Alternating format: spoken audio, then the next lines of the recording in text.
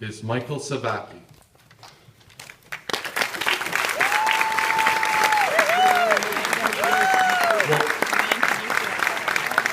Mr. Zavacky, would Mr. Tennant please come forward to introduce the first inductee?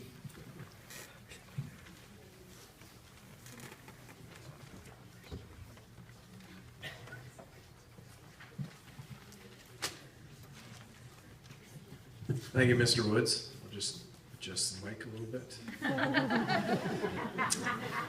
Michael has been recognized for his passion for art while attending Howard S Billings High School during the turbulent 1970s.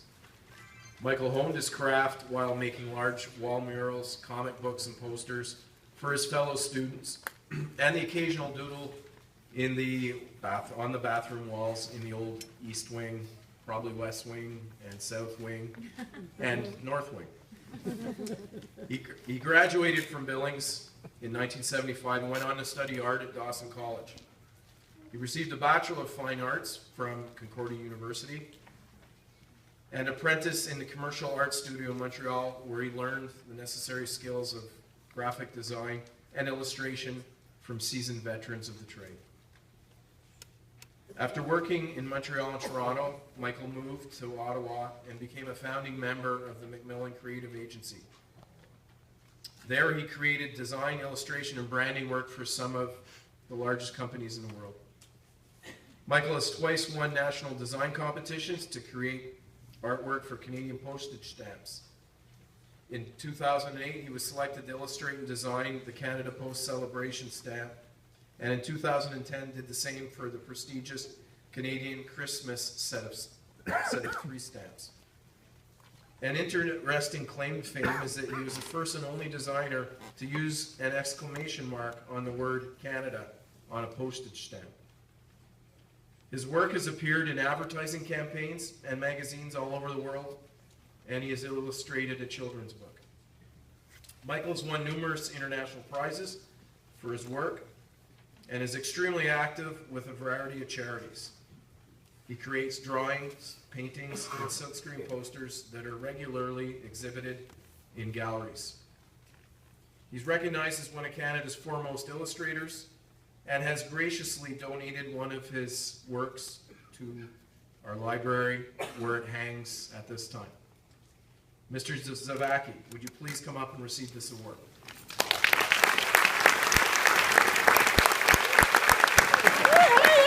Oh my God.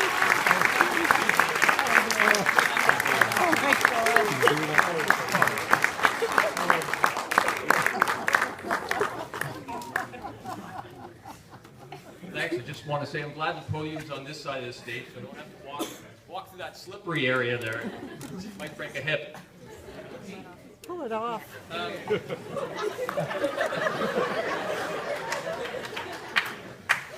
When I went to Billings, it was back in the 70s, and the school was huge. There were thousands of students here, probably one of the largest high schools in Canada at the time. And my grade 7 classes were all in the East Wing here, right outside this auditorium. And my first day of school, I came to Billings. I was coming from St. Willibrod up the hill, and I wore a suit to school, and everyone else was wearing jeans and t-shirts. So yeah, my first day of school, I was wearing a suit, and the first day of school, some tough guys, you might call them bullies nowadays, took my pen, and I went home that day and said to my mom, I'm not wearing a suit anymore to school.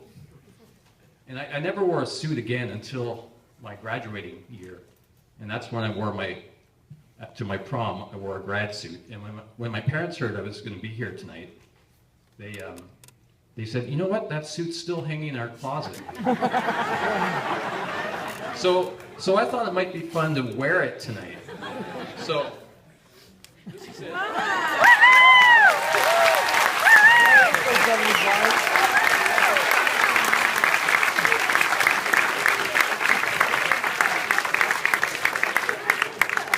Now, you have to remember, I graduated in 1975.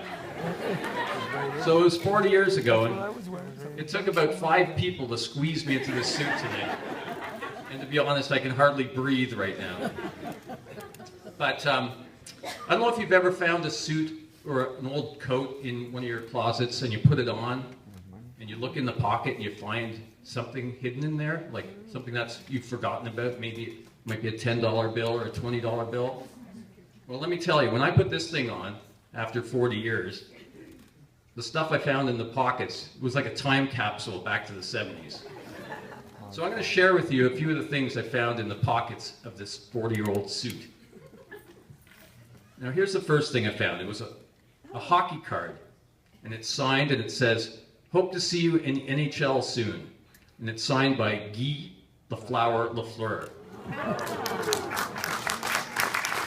Again, back in the 70s, especially at Billings, we were big Habs fans, and we were used to seeing them win cup after cup, year after year.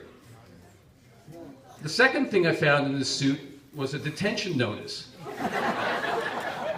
And I had to serve 5 days after class writing out 100 times on a piece of paper, "I will not draw graffiti on the bathroom walls." And it's nice to know some of that graffiti is still on the walls. Something else I found in there was 2 ticket stubs. And they're to an April wine concert here in the Billings cafeteria. There was also a package of zigzag rolling paper and a package of Thrills gum. Now, I don't know who planted this in my pocket, but it wasn't me. Something else I found in there was a sick note, and it said, "Dear Mr. Smith, Michael had to miss the big math exam because he was homesick with the 24-hour flu. Sincerely, Mrs. Zavacky." And it oddly looks like it's written in my handwriting.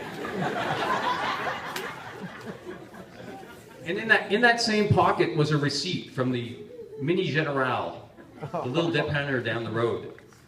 And it's from 1975, and it says one 6-pack of Brador beer, 2 bottles of Baby Duck, and a large bag of cheesies. And I think I know where I got the 24-hour flu from. Here's something I know you kids will find this interesting. It was my first piece of technology. My first cell phone. I think they've gotten a little smaller since then.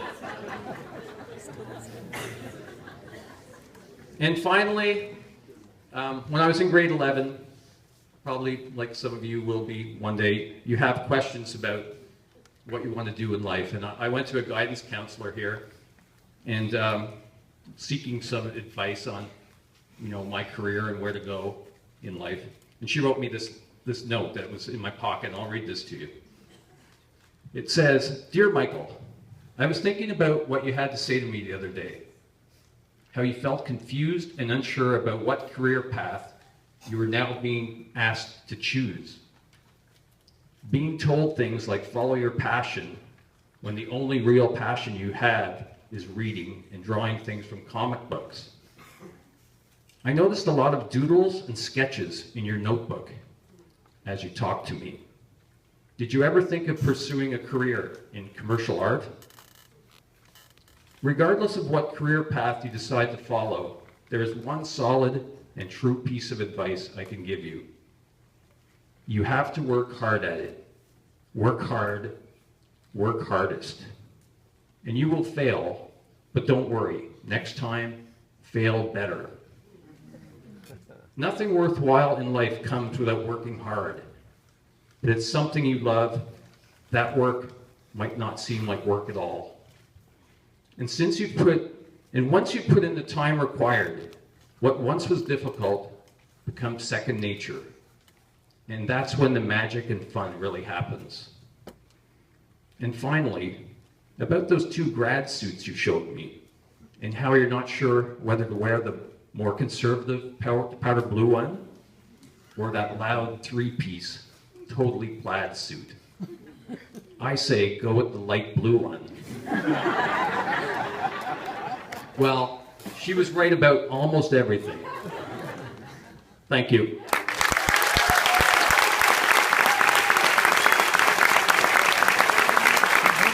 Thank you.